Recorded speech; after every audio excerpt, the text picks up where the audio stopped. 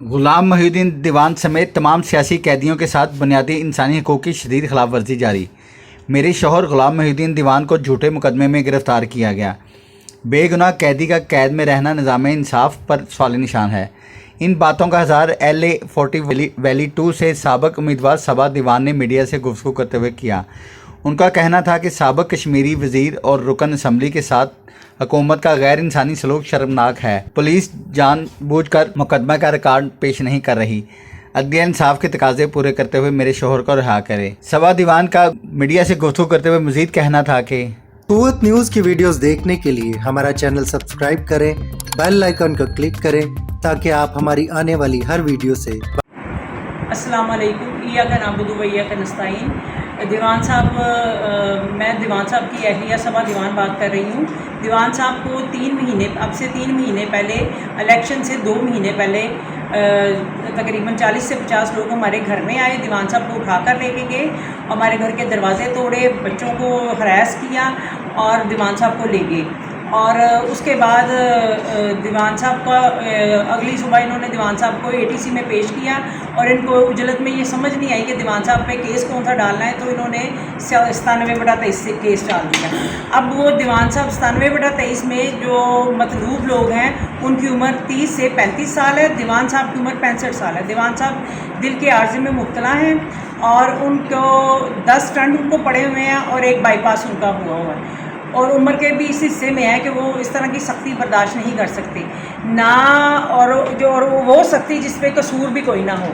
दीवान साहब का कोई कसूर नहीं है और बग़ैर वजह के इनको अदालत में रखा हुआ है। जब इनसे कोई जब रिकॉर्ड मांगते हैं, अदालत जब रिकॉर्ड मांगती है तो जो मुहर्रर इनको लेके आता है वो कहता है जी वो SHO साहब मियाँ वाली गए हुए हैं, SHO साहब वहाँ गए हुए हैं, SHO साहब वहाँ गए हुए हैं, तो रिकॉर्ड सिर्फ पेश नहीं कर रहे, जिस वजह से दीवान साहब को इन्होंने रखा हुआ है। दीवान साहब तक हमारी रसाई बिल्कुल नहीं है, ना हमें दीवान साहब को खाना घर से पहुंचाया जाता है। दीवान साहब 6 दफ़ा असम्बली के मेंबर रह चुके हैं, इस लिहाज से भी उनको B क्लास दी जानी चाहिए थी, मगर इन लोगों ने नहीं दी। दीवान साहब को एक आम कैदी की तरह रखा गया है और ना खाने तक रसाई है, यहाँ तक कि मेडिसिन भी बड़ी मुश्किल उन तक पहुँचती है। तो मैं आला अदलिया से ये पूछना चाहती हूँ कि ये क्या लोग, आप लोग क्या चाहते हैं? कल को अल्लाह के घर जाके आप क्या जवाब देंगे अल्लाह को? किसी का कोई कसूर हो तो अगला बंदा खामोश हो जाए, हमारा कसूर भी कोई नहीं है। इलेक्शन वो जो आप लोगों ने छीन लिया है, और क्या चाहते हैं आप लोग?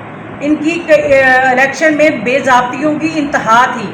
जाली शनाख्ती कार्ड इन्होंने बनाया, इन्होंने पोलिंग एजेंट्स के साथ बुरा सलूक किया, इन्होंने हमें कोई रिज़ल्ट नहीं दिया।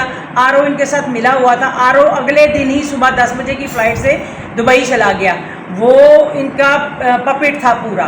तो हम इलेक्शन भी आप लोगों ने ले लिया, तो दीवान साहब से आपका कोई वास्ता ही नहीं होना चाहिए। तो दीवान साहब को क्यों आप लोगों ने जबरे मुसलसल में रखा हुआ है?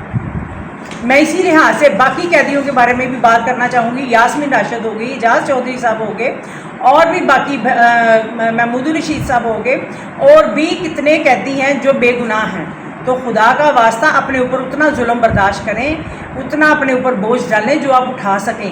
अल्लाह की लाठी बहुत बेआवाज़ है। मैं मौजूदा जजों को ये बात कहना चाहूँगी कि आप लोगों को थोड़ा सा इस बात का एहसास